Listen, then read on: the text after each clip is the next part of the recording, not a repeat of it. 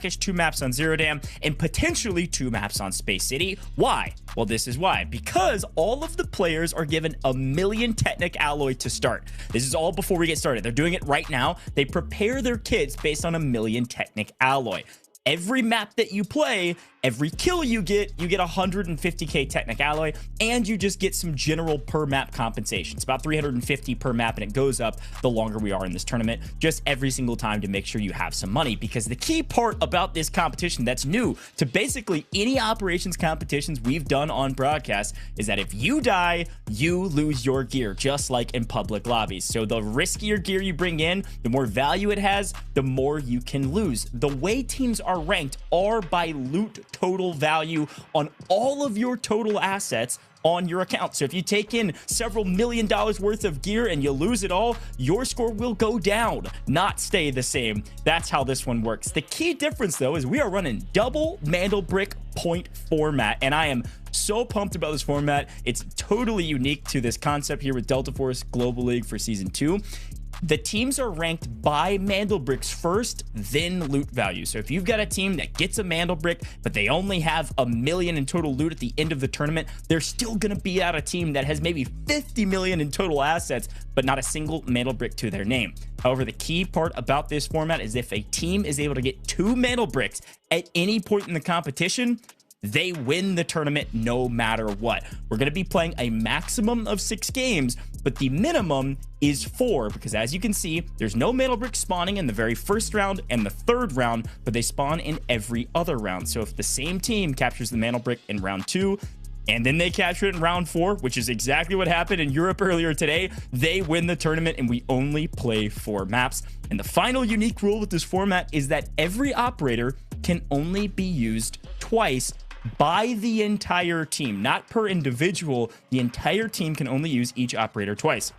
So if we do go to the distance, if we do go all the way to map 6, we're going to be running very low on what operators you can choose from. A lot of strategy, a lot of unique parts about this format. Continue to ask questions in chat and we will answer those as they come up. But I want to talk about what's on the line. Mr. Smile, and then I believe that is 60 MG TV. Sure, the roster looks a bit different because Grim back in season 1 did lock in and play alongside January, but just like some of these rosters are changing, that also attributes to the format. It's completely different. So it's kind of hard to compare apples when these are definitely oranges, and I don't like metaphors like that, and I don't like oranges either, but basically just shoved everything they acquired straight into their safe box. But you're right, keep eyes on it for Zero Dam. 6 minutes and 9 minutes into the round. But hey, Goj, enough yapping. I want to see more action. Get us into Zero Dam for game 1 of North America operations. Yeah, it's already here, folks. The players have been ready for a while. We are ready to lock and load and get into the mix. Got to shout out, of course, the rest of our teams. We've got FBWL from Brazil with Love is their team name.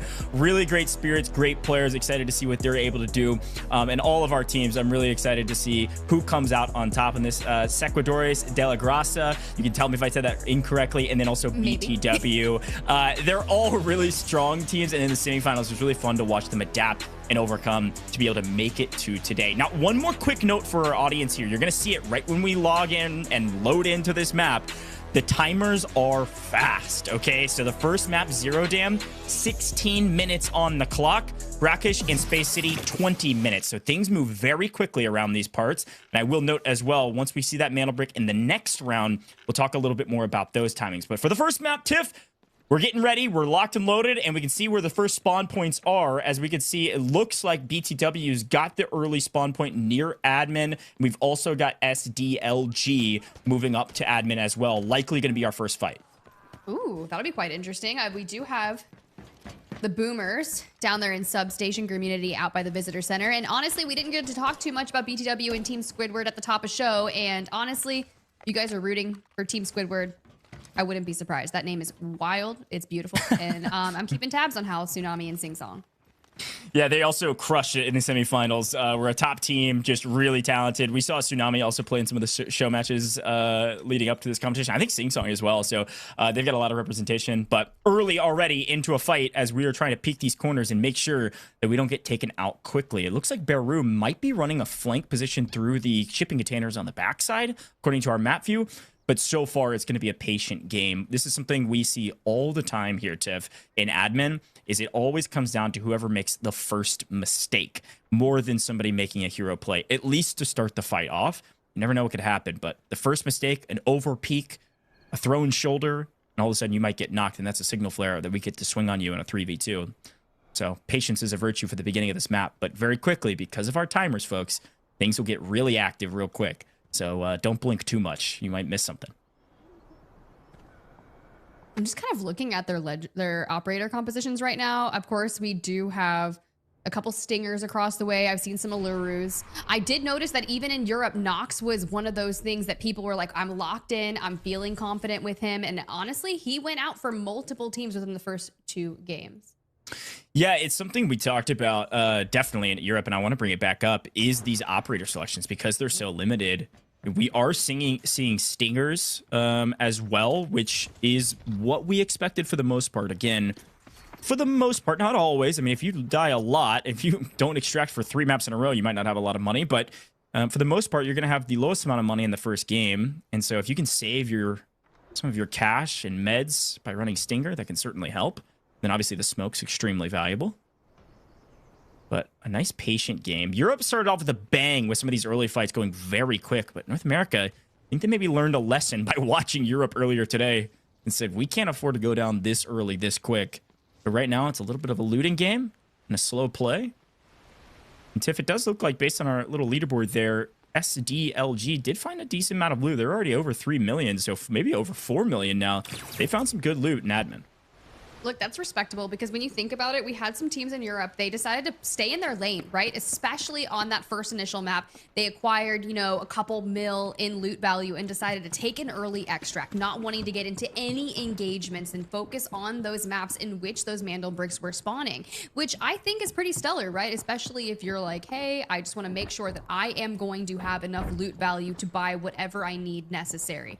But for SDLG, playing off of some of these audio cues, being safe about it, right? Especially with the rotation, making sure you're pulling the shield out, of course, for Saniva to kind of go across the open terrain. Because sure, you do have that smoke grenade there in the hands of Stinger, but you don't want to have to use it, because not only do you give some information away, it should be like one of those last-ditch effort things. Yeah, I don't know. I'm interested to see what SDLG decides to do. I think you're right. I mean, we saw in Europe, you know, I think it was Overgear that started the strategy of, hey, we just want to put some loot on the board. We want to get out of this map with a decent amount of loot value so that we can go in with some better kits in the next map. STLG might try to just get out of this map since they got good loot. I mean, 4 mil is great for a zero damn game, especially this quickly by just running admin. And that number on the far right-hand side is going to be their total assets value. And it's 3 million higher because, reminder, they all started with 1 million to set up their kits. So all that math checks out.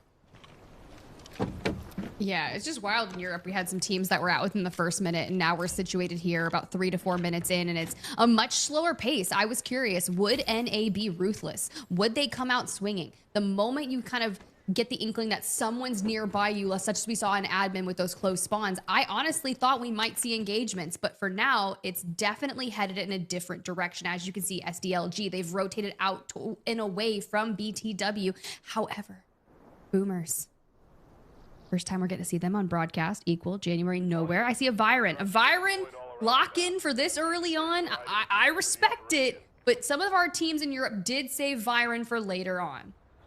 Yeah, I mean, the Viren, I mean, everybody knows Viren is super good in operations to be able to swing on fights, right? And you're totally right. I think saving it for later is nice. But if you can win map 1, you can also set yourself up with a huge buffer, so. True. Also true. Yeah.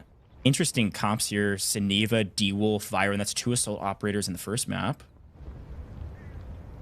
Hanging out, staying patient in substation. Wonder if they're saving their recon for later. Yeah. Like when the Mandel bricks are here, because you're going to want that information. I mean, just think of what we saw from Legerons de la Tesse on that last game after they started decoding the Mandel brick. It was just an onslaught. So making sure that you have information gathering abilities is going to be absolutely critical in those moments. Yeah, it's actually a really good shout. I think I haven't seen a single Luna yet, right? And I think that's the reason why, as we swap perspectives around, you got to have info for mean, Hat Claw Luna for the Metal Brick rounds, definitely valuable. All right, now let's take a look at the map, though, because it's about to get real mixy real quick. You got LG. Looks like they've abandoned admin completely, and they're potentially trying to wrap for that south side extract. That's basically where Grim Unity is hanging out. They're going to run straight into this team if they don't go through Substation and through the Boomer. So this is going to get mixy quick. We've got the first airdrop. That's what this is. Airdrop dead center of the map right now. In this POI, an SDLG is going to go for it. Nice. I'll take a level 5 vest. Let's go. Yeah, this is really solid loot. I'm not going to lie. The problem is, I was going to say, somebody's going to be looking at you here shortly. Saniva as a looter makes sense because you can block some shots. Found some decent stuff, but getting peppered probably in the toes. Not wrong. Not wrong. The toes are there. 1 HP, and you got to see it. Grim Unity, they know they want exactly what that player was able to loot from the airdrop. And when you find yourself kind of caught off like that, tough. I mean, this is comedic at this point.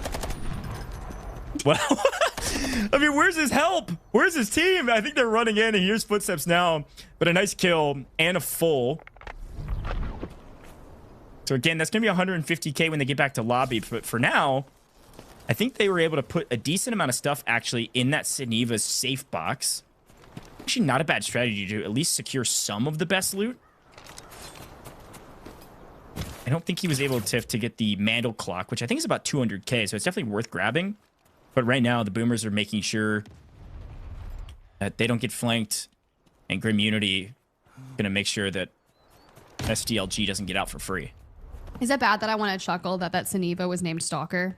Like, that's the player that's blocking in and just, like, kind of playing behind the shield, creeping through, gets the airdrop, living up to their name. But you're right. They just are starting to move through that mid-map upper area just ahead of where Boomers are playing. You have From Brazil with Love out there kind of hitting a wrap on the outside of the building. And I love that you do have Team Squidward has moved in to kind of camp over where that extract is, because a lot of teams are going to make plays for that, but that's going to leave them an opening to find a ton of kills. SDLG, 2 players remaining. Again, it seemed intentional. It seemed like the Saniva was there to grab the loot, throw it in the safe box, and if they died, they died because they still got decent loot. I don't know.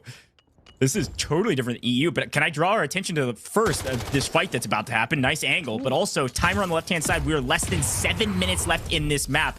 It's about to be utter chaos, and right now it's starting here on the outside of sub. All right, well, we saw a ton of players locking in knocks for the beginning games, and of course we've got one here. Imagine what it's going to be like when we start seeing those phalanx. Mr. Dio God, will he be able to unleash that chaos onto them? Legacy does fall incredibly low, but that's okay because they're situated here, focused behind these crates to go ahead and get some healing in. Just have to watch their back, which is exactly what you see Mr. Dio God doing over there. Nice angle. Huge pickup there, FBWL. Finding one being routed by Team Squidward. This is 3 teams in the same area, all fighting each other.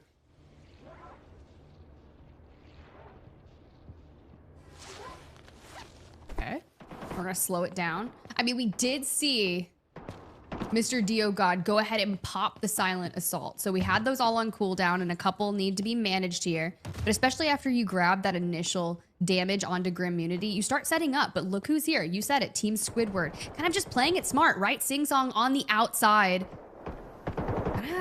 Under fire. I don't know if he's going to be able to reunite with his teammates here. At an odd angle, looks like Tsunami has actually found Beru on SDLG.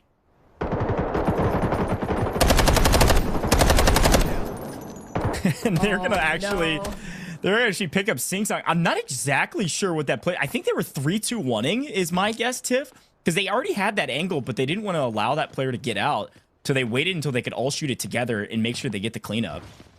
Nice execution. You can see some of the kills now exchanging hands on our leaderboard here as more fights break out. 2 kills going to Team Squidward right now.